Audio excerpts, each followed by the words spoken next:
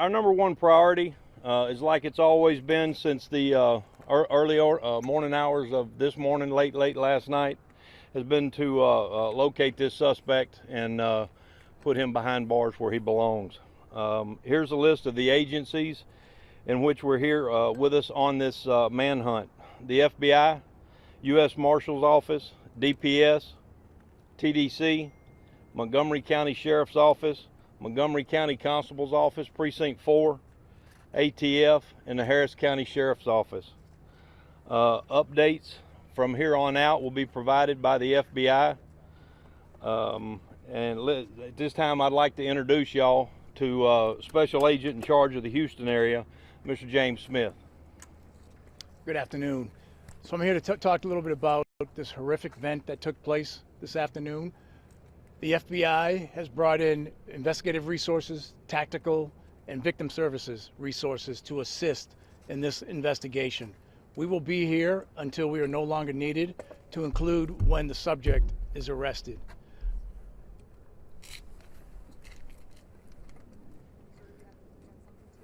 Ma'am.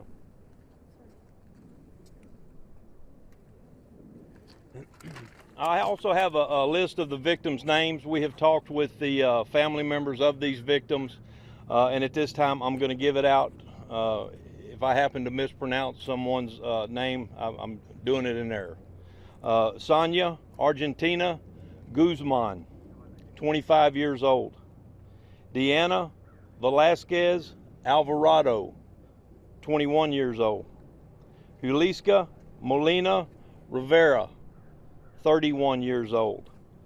Jose Jonathan Caceres, 18 years old.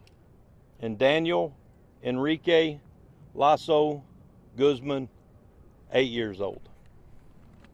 We'll take a couple of questions. An update on the search where you guys are at right now. I know that you had that perimeter, set off. Is that still where you believe that he is? Well, he could be anywhere now. We located the device that we were looking for, found it abandoned. There was some articles of clothing laying around. The tracking dogs from Texas Department of Corrections picked up the scent, and then they lost that scent in the water or whatever. So at this time, the area has went from 5 or 6 square miles. It could be as much as 10 or 20, depending on whether or not he crossed the Highline wire. And the device you were looking for, was that the AR-15 weapon? No, ma'am. This was an electronic device. So is it believed that he still has that weapon, or could still have that weapon? No, we believe we have that weapon, but we don't know if he is or is not carrying a smaller weapon. And when you say electronic device, is it a cell phone, like an iPad or something? Could you elaborate on what it is? Yes, ma'am. It's a cell phone. Had he been in communication with anyone in the last 10 hours? Yes, sir. When was the last time he was in communication with someone? I'm not exactly clear on that. That would be up to the investigators with the FBI, and they have all the big technological equipment. Besides the 5 victims, were there other people who were injured? No, sir. There was 10 people in the house. 5 are deceased and 5 are alive. And they weren't hurt at all. No injuries on the other 5? No physical injuries. Sheriff, is the suspect a homeowner? Was he the homeowner of that house? To my knowledge, yes, ma'am, he is. That has not been verified. How long has he lived at that residence? I could not answer that question. Now that this perimeter has went from small to 10 to 20 miles, what are you guys doing now? What are the next steps? Well, all of that's being handled by the FBI. Can you answer that? So right now, again, we're still out there trying to find this individual. We consider him armed and dangerous, and we're not going to stop until we actually arrest him and bring him into custody.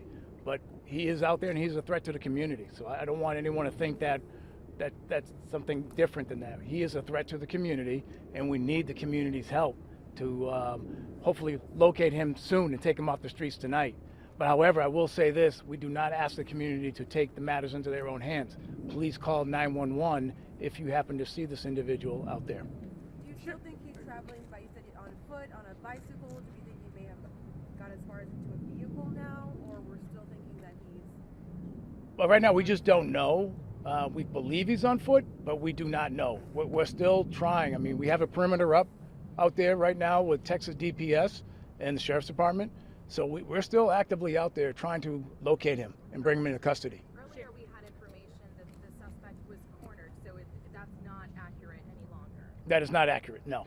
Sheriff All earlier said he official was. information is going to come from the FBI Houston field office. At this point, we're assisting the San Jacinto County Sheriff's Office. So any other information, we will not consider it official unless it's coming from either one of these two sources. One more question, and then Any update on his immigration status? No, ma'am, I can't. That would need to ask the Department of Homeland Security for that information. Sure, people, neighbors that we've talked about, like, it was common for people to fire their guns there on weekends, at night. I was sure, is it illegal to do that or not? And if so, were you all ever called out there for this particular suspect for that?